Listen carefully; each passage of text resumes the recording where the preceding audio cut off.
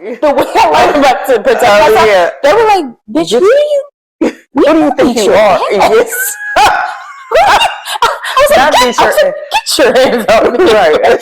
So you're like, do you ever wonder who you were before you became who you thought you were supposed to be? This has been the yearning question of my life. My name is Audra Lee, and this is Unbecoming a Therapist, a video and audio diary of my journey through tearing away the layer of my identity as a therapist, an identity I used as a way to hide and protect myself in almost all of my relationships. This podcast is for anyone who has felt the pressures of the world to conform in some way, or anyone who felt they had to wear a mask to gain the love and acceptance they were so desperately needing. Welcome to Unbecoming a Therapist.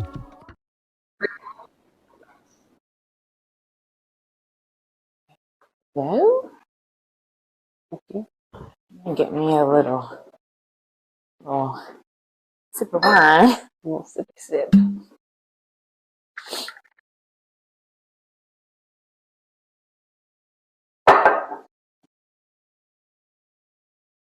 I'm so in love with blue jean. I love blue jean everything. Oh, me too. I've been so into it, and I'm like, am I becoming too matchy? But no, I think it looks so cute. I love it. It's funny. I'm trying to be less of a perfectionist, and it's what I've realized is when I am working, I drink coffee, and it's like a self-soothing mechanism. And I was like, I really need to have something that I'm drinking. I definitely need and I thought it was about just the coffee, but it's like to have something that I can just have in my hand and remind me that I'm in my body. Do you have anything that you do? Yes, water. During your whole session? I keep water with me. So that's the trick. To keep yourself. Do you remind yourself that you're in your body when you're drinking it? I don't think I do. That's been my thing. Like every time I sip it, and I notice based upon like, when I'm drinking now, what the conversation's about, what's making me anxious about it. I find myself breathing a lot in session. Like, oh yeah, that's when I know. You know, I'm trying to reconnect with myself. Like, not check out. How are you feeling about breathing now? Relax, sit back in your chair. Sit there. I'm tall, so it feels like I don't know. You know, you're gonna fall off, or it hits me in a weird place in my back. Oh, okay. Yeah. So it feels like that makes sense. I didn't even consider destabilizing. That. I'm sorry. No, nothing to be sorry about. So I feel like because I feel like you're one of those people who, when I think about when I met you, from now there's been this amazing evolution of who you are, you know, and I've been able to witness your growth, and this is what the whole idea of Unbecoming is about, is to continue to not just grow, but unlearn things. And I've found over these, I don't know, last maybe 15 years of intentionally trying to understand myself, that the unbecoming, the tearing away all the things that I thought I should know, have been the most important parts of my process of growth. Like I wasn't trying to become somebody else. I was trying to become more of myself. Like I already knew from the beginning who I was, and then moving through life created a disconnect from that. I agree. Yeah. What do you think? When you think about unbecoming, what's the first thing that comes to mind? Letting go of all society standards of what you should be. So everything. So like just stripping. I'm stripping myself down to the bare bones. And building myself up fresh. Do you use unbecoming as like a concept in your thought? Like when we talked about doing this, was unbecoming something that like immediately had you think about something? Or was it like, oh, that's a different... Unbecoming, deconditioning is more... totally. Because I was thinking about writing a book and it was going to be called Deconditioning. And I started like writing some chapters like just on my trauma, like the hardest parts. Oh, damn. And trying to, and building something around that. Just part of my, I guess my process of unbecoming started from painful places. Yeah. Okay. So this made me want to, strip myself down. Cutting my hair. Yeah. Which I love, by the way. Thank you. Was just like, okay, people focus so much on her beauty and your hair is your crown. It's your girl. You should never cut your hair. And it's just like, it's just hair. It's just hair.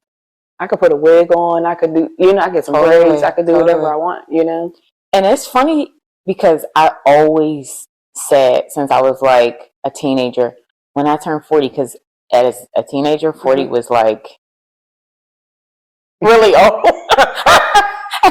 Now I must be 40. I was like, 40. I'll just shave my head bald and like wear caftan and like war paint on my face. Yes. Like and I don't know what I think I was trying to get to at that age, but even then I felt like I was like, I want to be free. Like I want to let go of all of the things that we're doing it, try to present ourselves in a way that really is about us getting acceptance or love, what are some of the things that you think you've had to decondition yourself from? It's like the standard of what a woman should be. Okay. And I'm nothing, I don't meet those standards. Like what was the... So just like to be nice. I'm nothing like that. You know what I mean? It's got to be nice, and you're supposed to be nice. Like, what I mean? I feel like nice is performative. It's something that you should be. Sure, Kindness is something that you are. Ooh. You know what I mean?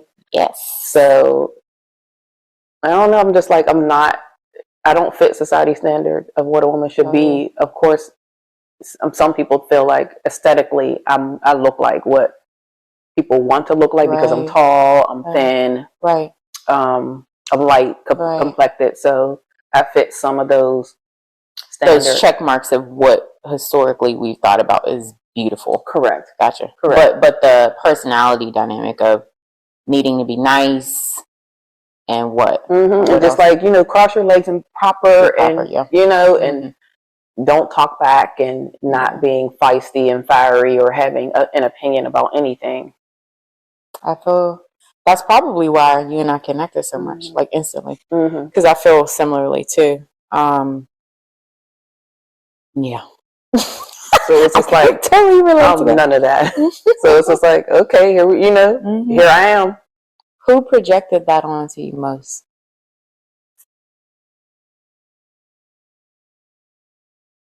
Who projected that onto me most? I feel like people around me, not necessarily my family. Oh, really? My family was like, we were all the same. Gotcha. Outspoken. Gotcha. We said what we wanted to say. Maybe men be less of yourself so that you can be accepted, or so men want to date you. You're too masculine. You're too this. You're too much. Totally. You talk too much. You know what I mean? Like if you always be quiet, to say. Yeah, be quiet. More men would be. It's so funny because I think when I think about who projected it most onto me, it was women. It was women. And that created a big split, like in terms of how do I connect with other women when they're telling me the way that I am is offensive to them. And then how do I connect to myself in being a woman and liking to be a woman, but also when I have myself reflected back, but you're not quite right. Like you're not thinking in the ways that we should think. And that's unacceptable. So it's funny, like when you talk about men, I think for a long time, I think I aligned myself more with men and learning how that is like some deep conditioning shit too. But aligning myself with men because I felt like that was a space where I could be more direct. See, my family was run by women. Yeah. So like women were powerful in my family. They were the leaders. So it's just like that wasn't the norm. But what about friendships though? My friends always accepted me in a lot of ways. I attracted people who were really okay with me. Like they were like, I like that you spoke up. You know what I mean? I felt like I attracted a lot of women who were not comfortable with their power in some way. So it felt safe for you to be like the voice of that. Yes. So they came to me like, Roki's gonna speak up, or I like her. And explain who Roki is. Who's Roki? Because let me take a sip of water. So because we got Veniecia Robinson. Yes. And so who's Roki? That's my nickname. That's like my childhood nickname. What's the distinction? And listen, Roki is going to cuss you out. Listen, unapologetic. Roki might fight. Or used to fight. I would say. Totally. My younger days. Since you're like, fuck that. I ain't talking my back. Nothing. For you know what I mean. So, because this is interesting, because when we think about this idea of tearing things away, we all develop these ego cells. The cells that we need to have to be able to grow, like move through life when it is rough, or when people may not understand, or when they're doing something to push against our vulnerable selves. So how has your relationship with Roki been as you've been healing yourself?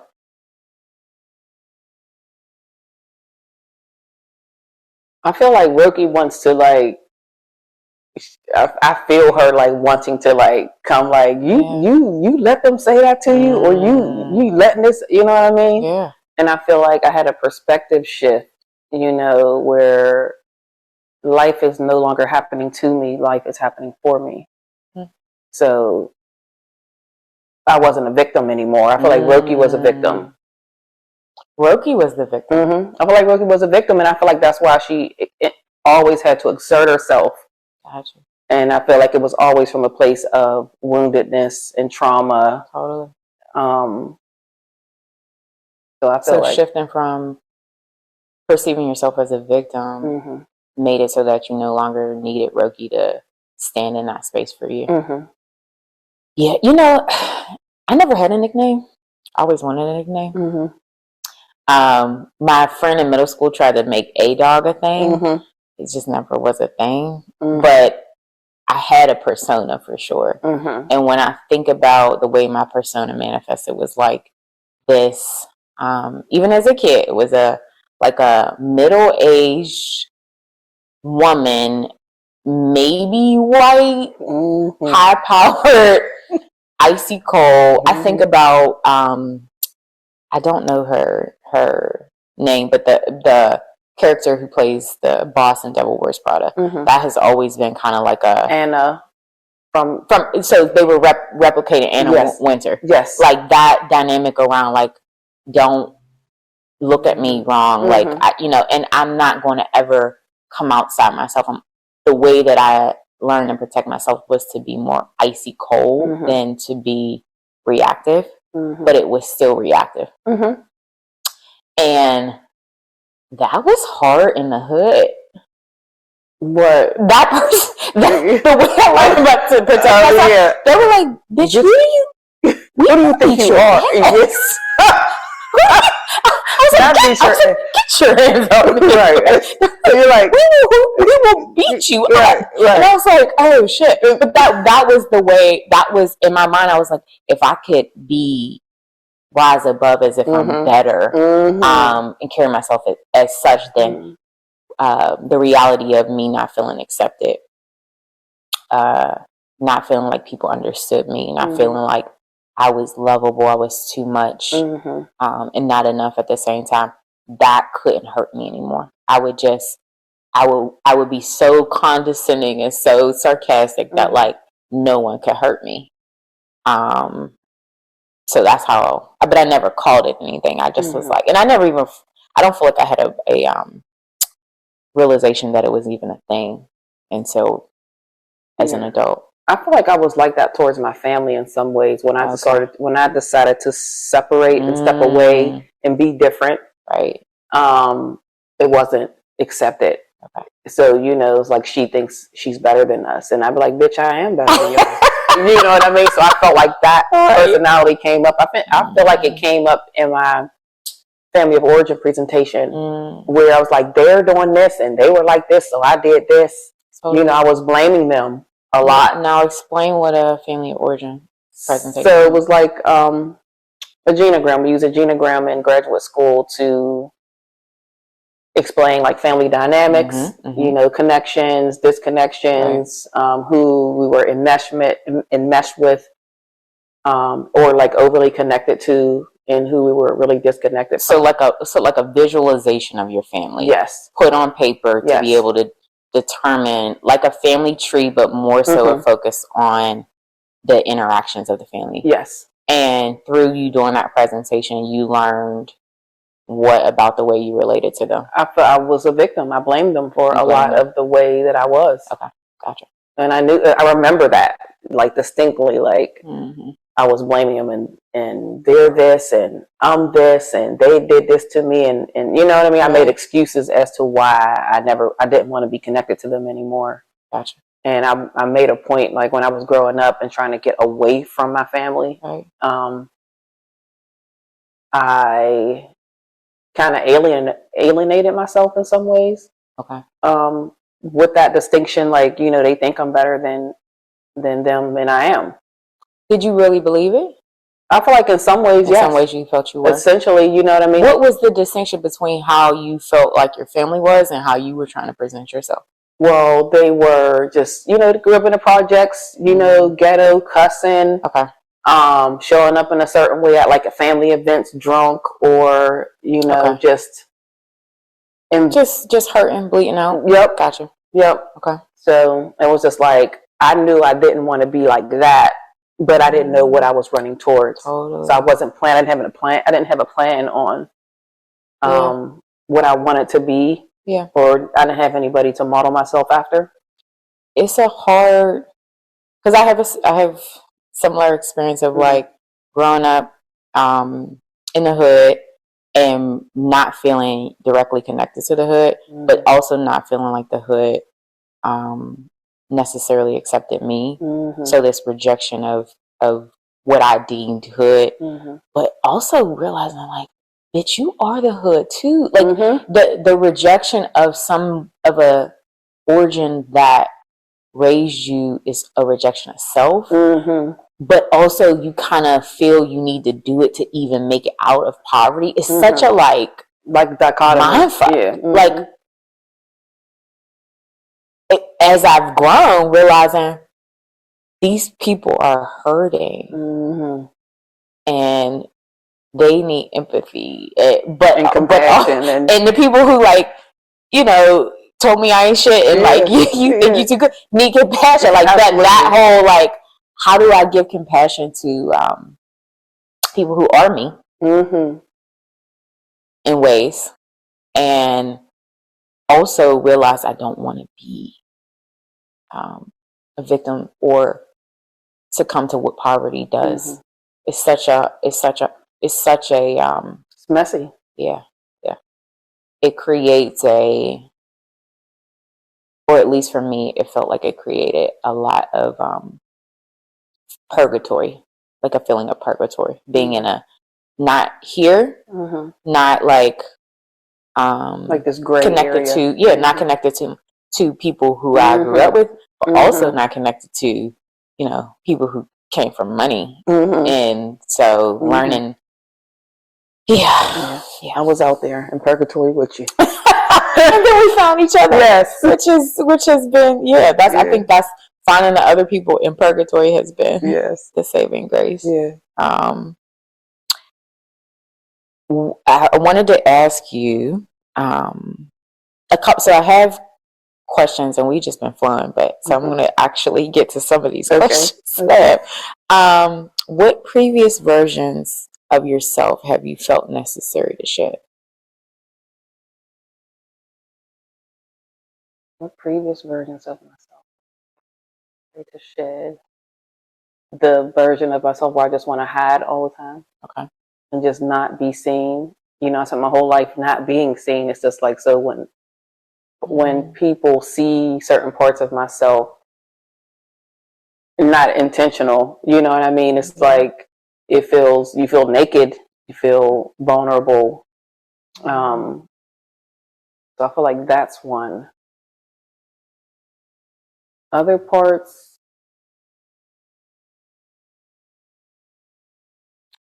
like parts of me to just think negative about everything and just feel powerless. Yeah.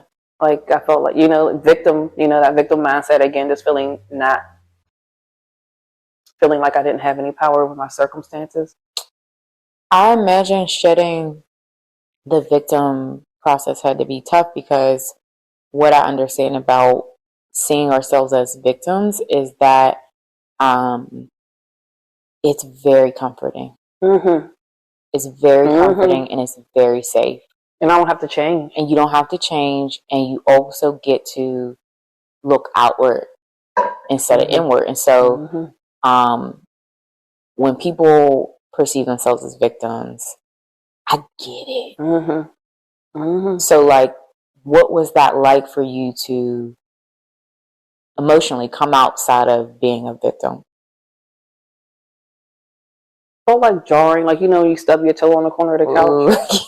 That shit hurts. And you don't have words, and you just like, you think if you just stand still and yes, take it away, and it's still pain just lingers. Yeah, that's what it felt like. Achy. Yes.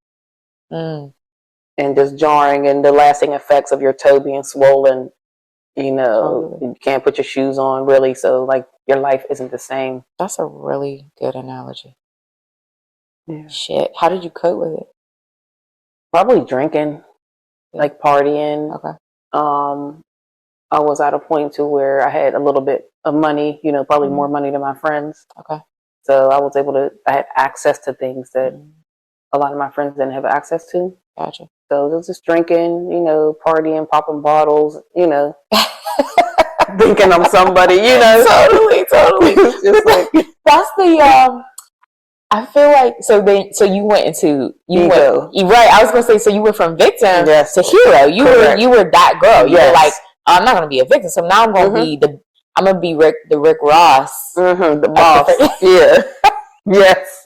That makes so much sense though, because I feel like the only way you grow is to go to these extreme ass pendulums before you could be like, okay, one, I'm broke. Yeah.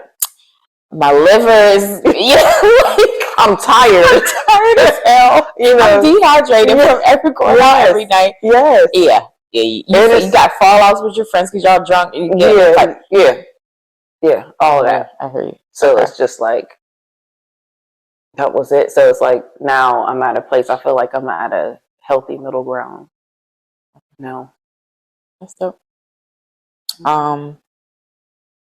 We learn to become versions of ourselves that don't always serve us personally, as we were talking about with the Roki and I think they serve us at some point.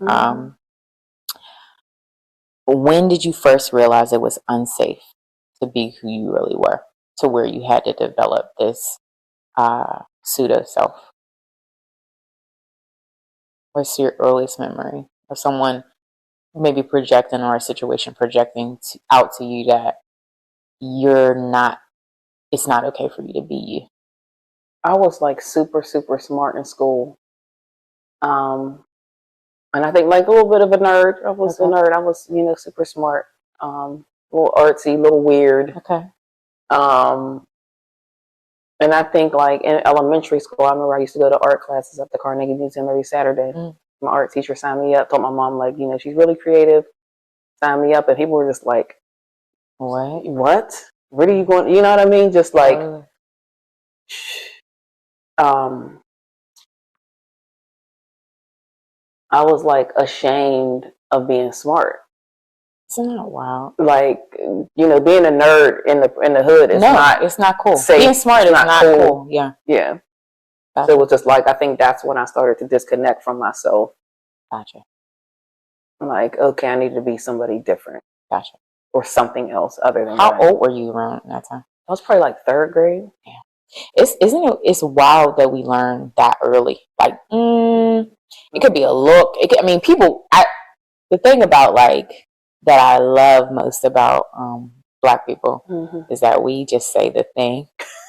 Right.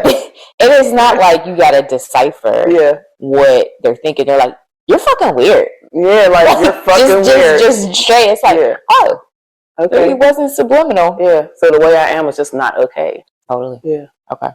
Gotcha. I think okay. Yeah, I was similarly around that age too. Or maybe I think probably earlier. Maybe like 3. I felt very different always. That's the distinction, is like how you are or how you grew up in a space you look around and you're not the same as everybody else. Which is like, oh, that makes you very aware of the distinction. So yeah, I think similarly. Okay.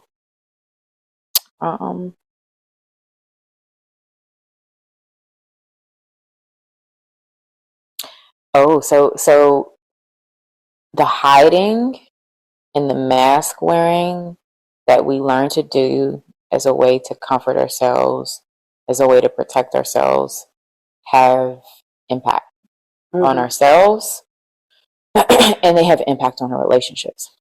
How do you see, or how have you seen the way you've hid impacting your relationships over your years?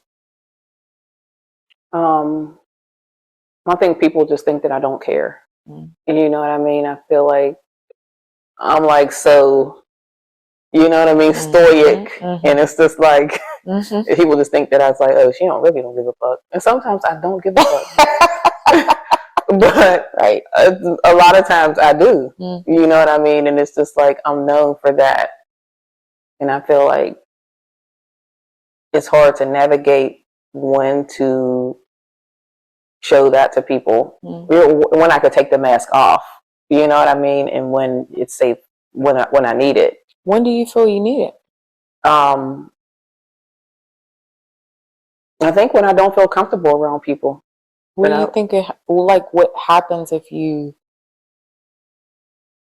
don't have it on with people who you're not comfortable around? What's the threat? I guess I feel like just them seeing parts of me that I don't want them to see.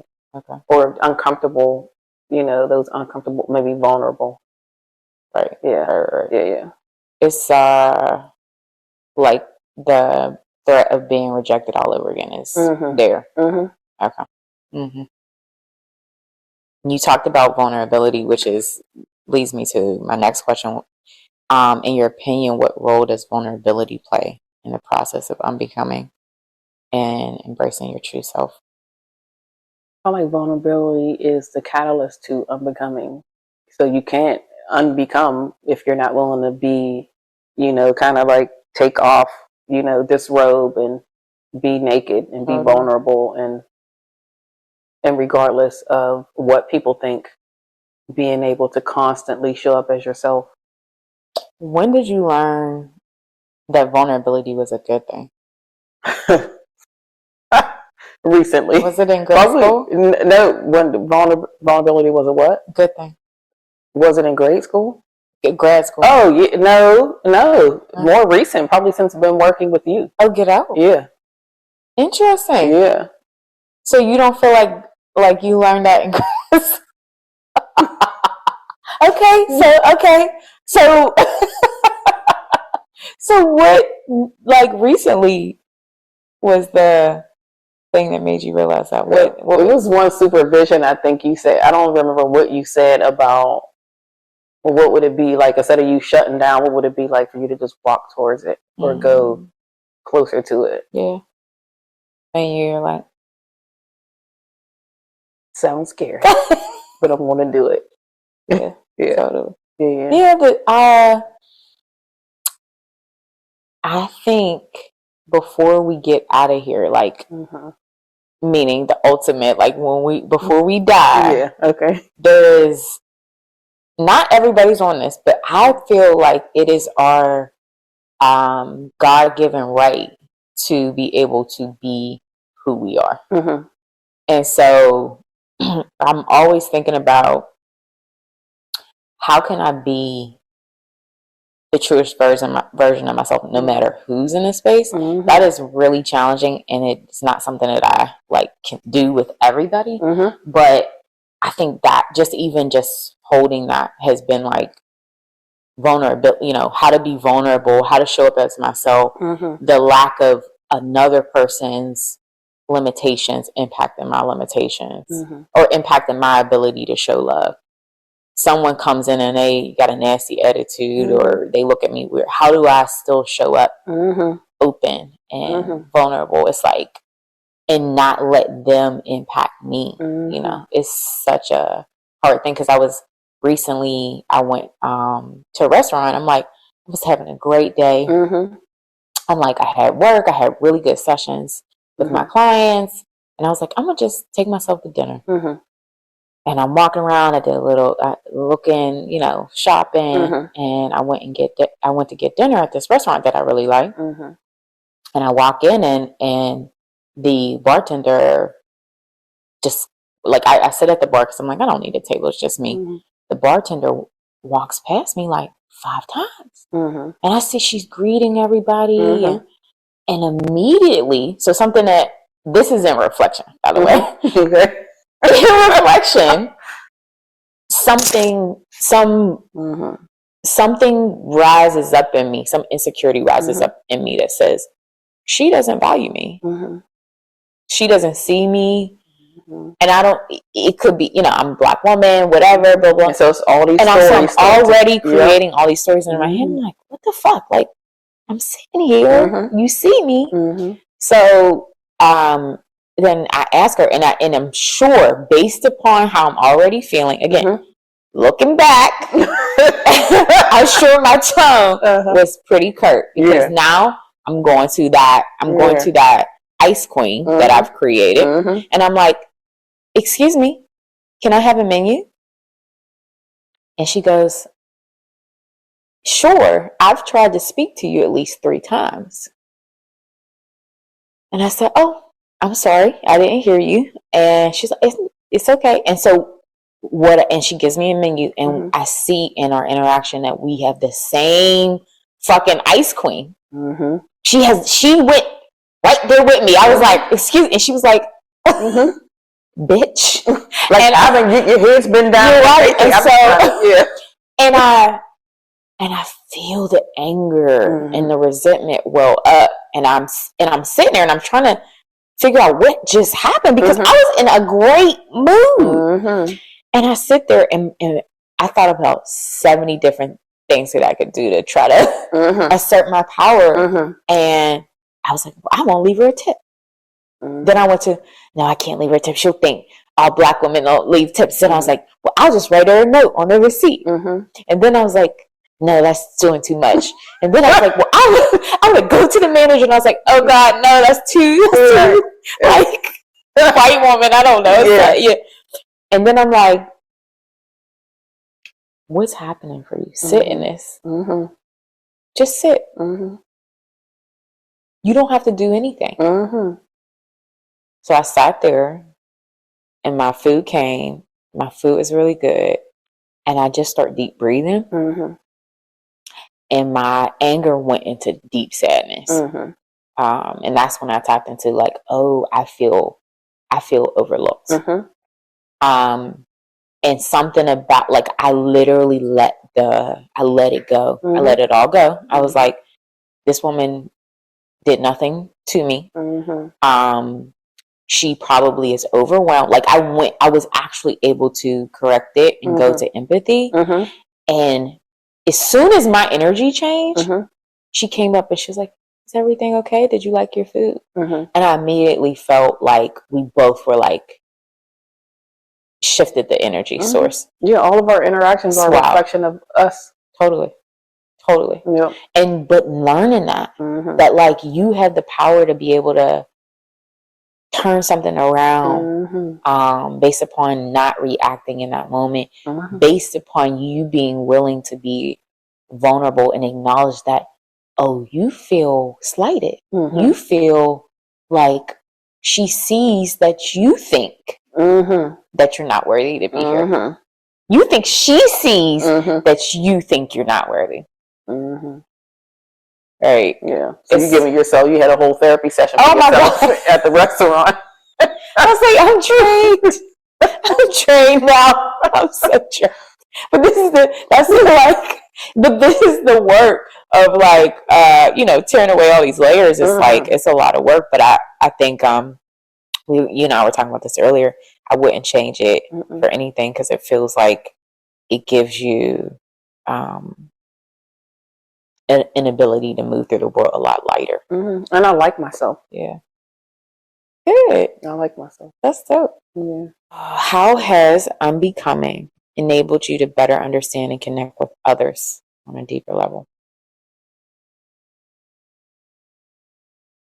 Like I just, when you were talking about your interaction, I said, I feel like all of our interactions are just reflections of ourselves. Yeah. So, I just see me. Right. You know what I mean? I see me in those awkward interactions, and those, interactions where I don't feel seen. And how has it shifted your dynamic as a mom? So you're a mother, you're a grandmother, your kids are adults now. Yep, 32 and 25. Which is wow. Do they still feel like, can you see them as adults, or do they still feel like kids in your mind? Like, do they still feel like little? It goes back and forth. Like, there's times like where I look at pictures and like, you see my son, it's my baby. Yeah. Like, I see this picture of Veniecia. I told you my cousin text message. Yeah. I see the pictures they send her. She was little and all sassy. So sometimes they feel like my baby, but they're full grown. So it's just like, they're like, adults. Yes. and it's allowed me the space to kind of disconnect in a way, and not parent them or parent them in a different way. Gotcha. Because I feel like you always, like give an example. So how would you say, when you're in a space where you were operating out of maybe like a mask, and the way you parented versus how you might parent now, as you've started to disentangle yourself from these shells that you feel like you had to wear? Well, I feel like before I would just, be overly involved in their lives, and like telling them what to do, and, oh, you should do this, and you need to do this, and very directive. Gotcha. I feel like I'm more coaching and collaborative now. Gotcha. Because, and trying to gain understanding of what they need from me, opposed to asserting my opinion or asserting my power. Okay. So, and it shows up in the way that I don't want to say parent, but when I'm caring for my granddaughter, like when I'm talking to her mom, and like she normally may get in trouble. I'm like, well, what you get in trouble for? She's like, well, she was doing this, and I'm like, so you whooped her because she's curious about her body. Right. So tell me, what message is that sending her about her own body, that she's not allowed to be curious about what's going on in her own body? Totally. And she was like, yeah, you're right. She's like, I'm going to talk to her. Yeah, talk to her. She needs more understanding than she does discipline. You know what I mean? Totally. So, that's a hard one to shift from like punitive, punishing or control to like curiosity. Yes. And being able to be more, really address your own anxiety. Because that's what it is. Yeah. It's like, yeah. How have they expressed to you what they've seen in terms of the change in you? My children? Your kids.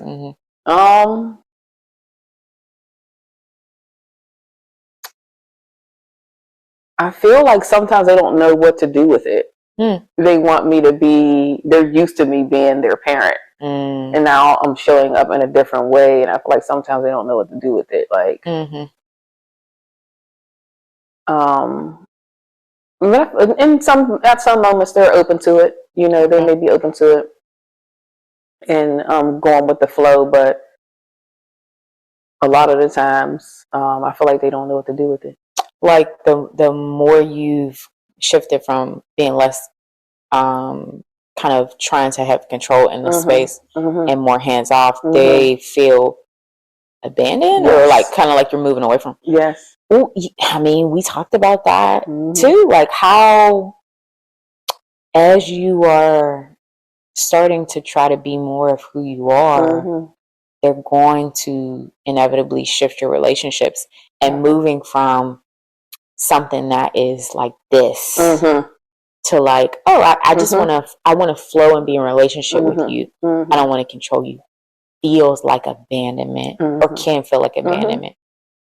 Yeah, because they're like, oh, well, she's not my mom anymore. Like, I'm still your mom. I'm just not I'm not self-sacrificing all the time and just, you know, putting my needs aside for your needs.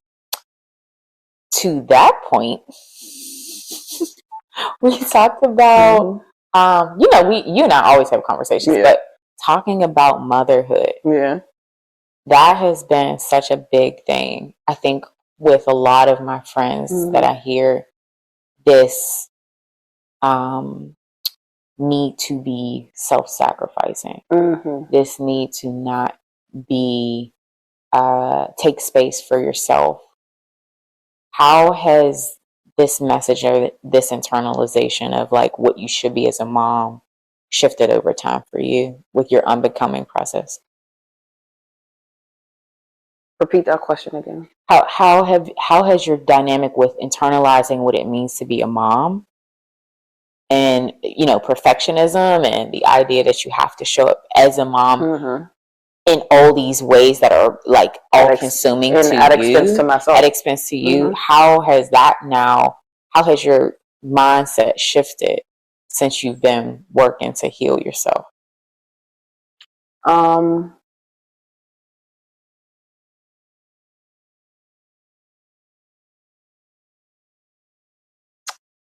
I don't know. I think I'm more understanding about it. I'm more empathetic towards my son's, the mother of my son's children.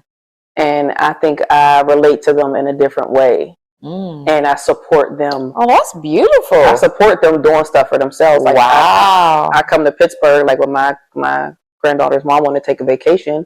Yeah. Her mom, you know, she may or may not wanted to watch her, but, you know, let me know if you want to go on vacation. I'll come up and keep Nomi for you.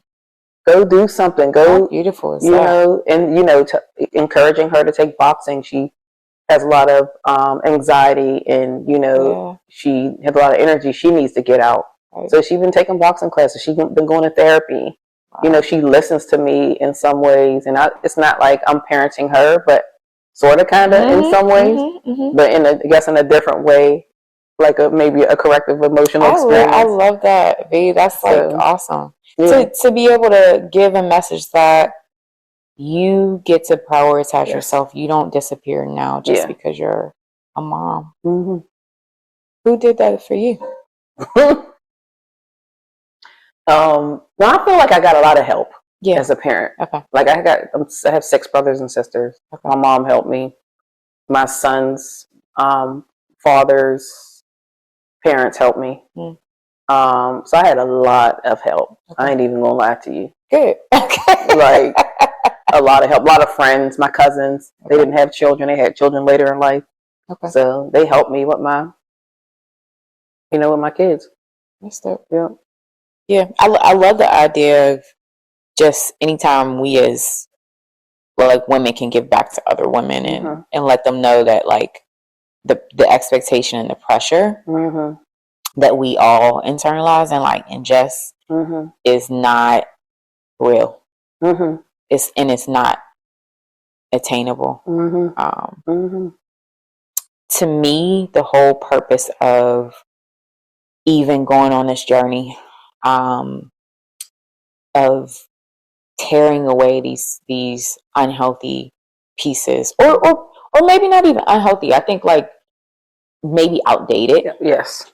I say like there's a moment for everything. Mm-hmm. There's a moment for ego. Mm-hmm. There's a moment for Roki. Mm-hmm. There's a moment for, you know, Ice Queen. There's a moment for all these layers that are really hyper fixated on protecting and hiding. Yes. Hiding is not a bad thing when you're being chased. Mm-hmm. Hiding is not a bad thing when you're actually in threat of danger. Mm-hmm. Hiding becomes detrimental when it's no longer needed. Mm-hmm. And that, I think, is the point in which, like, we're talking about and we're at in our lives is like, we don't need to hide anymore. It looks wild to be hiding. Like, you're like, why are you under the bed? Right. What is coming here? Right. But for me, I think the whole purpose of doing this work is to feel free. Mm-hmm. It's to be free. Mm-hmm. What does freedom mean to you? We got Nina Simone, who said, freedom is no fear. Mm-hmm. That's what she said. What is your definition? Freedom is the ability and having the resources to do what I want when I want to do it. What are the resources? Well, resources, it could be support in some ways. Okay. I mean, sometimes financial. Sometimes, like, I feel like you let me know that, you know, that I could take a month off. That was, you know, that was necessary and needed. Gotcha. So having the support of somebody showing up for you constantly and consistently. Totally. So yeah. You know we can't get support unless we are aligning ourselves with it. Mm-hmm. What have you done in your process to allow yourself to be open to receiving it? Just letting my guard down. Mm-hmm. And, you know, if somebody said they want to do something for me, just letting them do it. And also being able to ask people for stuff. Right. That's a hard one. I feel like it felt like nails on a chalkboard just saying it, like.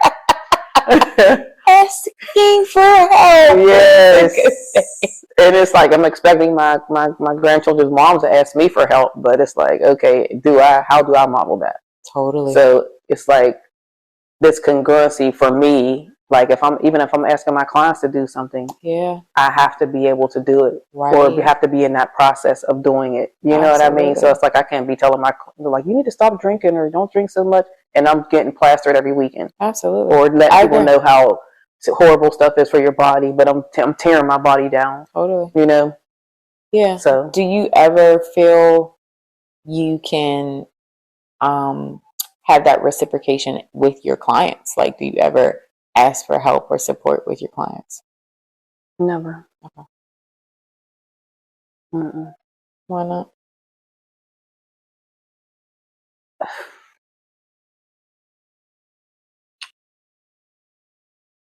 I don't know. It feels like it's a space. It's like I've always learned, like, this is their space. So it's not a shared space, even though it is. You know what I mean? Like me saying it, like it is. You hear the layers of like unraveling those ingested belief systems. Yeah. So yeah, trying to make those adjustments and I mean, so we're both therapists. We're both and healers, and being in this profession, the whole idea of being a healer, there has been a shit ton of messaging that we've received too that I think has perpetuated the idea that we should be hiding and that we should need things and that we should be these vessels for everyone else's healing. That I think has been, and I really can't decipher whether it was these were messages clearly stated or if these were just internalized messages that we heard. But either way, I think that's like so unhealthy. That's the there's a page on Instagram that is called Decolonizing Therapy, and I think that is like so on point. The idea that I show up to sessions with people who I'm helping in the process of healing, and I can't ask for things. You know, it's like the messaging is so incongruent. Yeah. Yeah. But you know, I was thinking of whenever you were talking, I was thinking of whenever I took time off. Yeah. Like I told my clients that were taking time off, it was like I got so much support. Absolutely. So and then what I thought was even more amazing about the process is none of them reached out to me. Like I just knew somebody was like, Miss B, I'm having a crisis. None of it. Yeah. I was like, and I felt good about it because it spoke to the type of therapist that I am. Absolutely. That it showed them like Miss B needs a break also. Absolutely. I think that's the what you're talking about. I can't be in a space where I'm telling my client not to drink every weekend or abuse drugs or alcohol, and I'm doing the same thing. It's the same thing with taking care of self. People can sense when you're not being honest with yourself. If you're telling me to be open, ask for support, and but you also struggle to be able to do the same thing, I think that's the disconnect in our relationships, right? It's so hard to like find that line of like, how do I stay congruent while also recognizing the responsibility I have to these dynamics, you know, as a mom, as a therapist, you know, like these are responsibilities. And these are roles where you do have power. And I am a human. First and foremost. Yeah. I mean, that's something that I've had to navigate, starting Alloy and us being friends and then deciding we're working together. It's like, okay, how do I navigate all these different roles? How do I navigate being in a space of leadership, but also being in a friend space, but also being in a space of like, I'm a human being. How's that been for you? That's a good question. It's been hard. It has been really hard because I, for a long time, wasn't trying to fully own the leadership role. I think I seen it be so abused in so many roles that I've seen leaders be in that I didn't want to replicate that. So I think I tiptoed around stepping into it. But I would have conversations with Brian a lot about like, how do I show up as a leader in a way that is what I'm trying to convey when having to have hard conversations. Like those conversations are hard as shit. I'm like going through them and I'm thinking about them because I'm like, I don't ever want to I don't ever want to replicate what I seen done that was hurtful. So, and tearing away the belief system that you can't be a good leader without being abusive, right? So, a lot of the times I feel when we're doing this healing journey work, we're having to create a path that hasn't been laid out.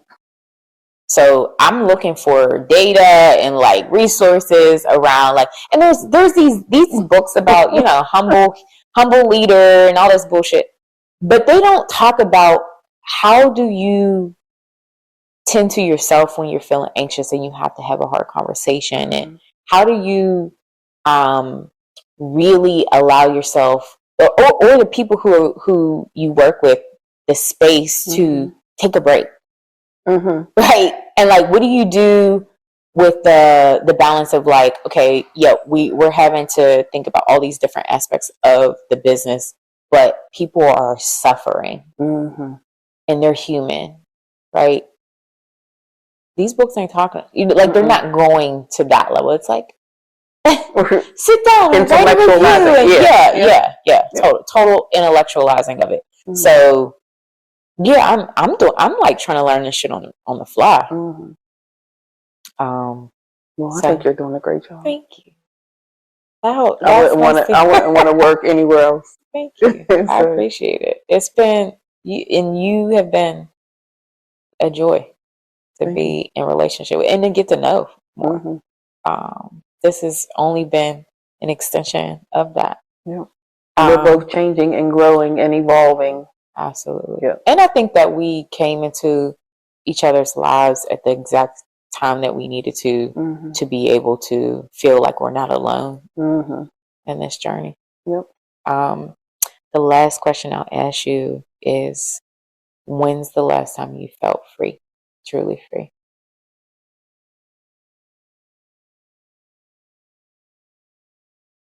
Before now? Or I'm just saying, just in general? Whatever comes to your mind. I think I felt free when I took the month off. Yeah. It was like I unlocked a level in a video game where you it takes you past a level that nobody's ever got. Totally. Like a cheat code. Totally. So yeah, I felt like, okay, I can do this. Like, when's the next time I can do it? So now in my brain, I'm trying to plan the next month I can take off. Totally. That's dope. I'm gonna answer that too. But I actually hadn't thought about the question. I'm like, when's the last time I felt free?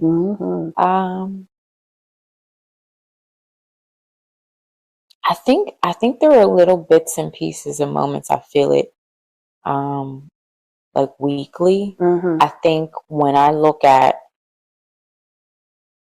the reality that I was a little Black girl who grew up in one of the poorest neighborhoods in the county. I think the poorest neighborhood in the county. To visualizing this moment, visualizing my life, visualizing my partnership with my husband, visualizing you, having friends that got me and understood me, having a schedule that didn't kill me, being able to have days where I just walk around the city and get coffee and take in the day and read, and just have time to wander and daydream. When I allow myself the space to think, you visualized this, you manifested this, you knew intrinsically, you always knew that you could have something more, and you allowed yourself not to deviate from that. That shit makes me feel like so free. So free and so powerful. And I'm like, and it feels like a mind fuck sometimes. Yes. Like, it's like, okay, I dream. Like the Sean Clayton podcast makes me feel free. Yeah. Totally. And he allows me to go like back in my psyche and like think in a way that not a lot of people think. Absolutely. The whole idea of he said something about a guy questioning his podcast saying, isn't this everything what a conjuncture? Yeah. And he's like, isn't everything nonsense and conjuncture? Nonsense and conjuncture. And he said, isn't everything? And I thought, yes. And that's another. I think that's another moment of this year. I remember calling you up. So we'll end on this story. Okay. Do you remember this we were in Colombia for a month. Okay. And I accidentally took I took an edible. You said you're on the edge of reality. I took an edible that was too much than I am able to actually maintain my sanity, and it felt like a psychedelic trip, and I felt I went to the ends of the earth. It was like the earth opened up, and it was speaking, and it was saying, none of it's real. None of it's real. It's all a construct. It's all something that you have been creating and telling yourself. And this is the script, right? This is the script, and everything that you do is about you teaching. That is what you're here for. And I remember coming out of that. Now, previously, I would have just written it off. But having been much more connected to self around these things, I'm like, oh no, this was like a message. And I remember we talked and I said, Veniecia, it's like this thing happened to me. And now I'm like, none of it's real. And I'm like, what the hell am I supposed to do with that? None of it's real. What am I supposed to do? And you said, do you remember what you said to me? You said, whatever the fuck you want. You were like, yeah. I said, did you know this? Did you know that was real? You were like, yeah. And you were like, be present. That's it. How beautiful is it that none of it's real, which means you get to choose. I was like, damn, that was deep. And it literally calmed me. I was literally feeling like, what I said. If anyone knows me, they know I could be just a splash dramatic. So I was like, and I was just like all plain, just like so cool. But the thing, that's the thing I love about you. We're like, yeah, it's fine, and it's okay. Yeah, and just stay present with what it is you want to be focused on in that moment. And it literally calmed me, and it has been the thing that I have gone back to. So thank you. You're welcome for that. It's like I even that's funny. That sounds like me. Like nothing. Whatever you want. Who cares? Yeah, it's okay. It's okay. Yeah. So thank you for this. Thank you for this conversation. Absolutely. Thank you. Hey, it's your host, Audra. Thank you for listening to the Unbecoming a Therapist podcast. I hope you enjoyed this episode, and make sure you comment, subscribe, and rate the show. It means the world. You can keep the conversation going over on Instagram at Unbecoming a Therapist. See you next time.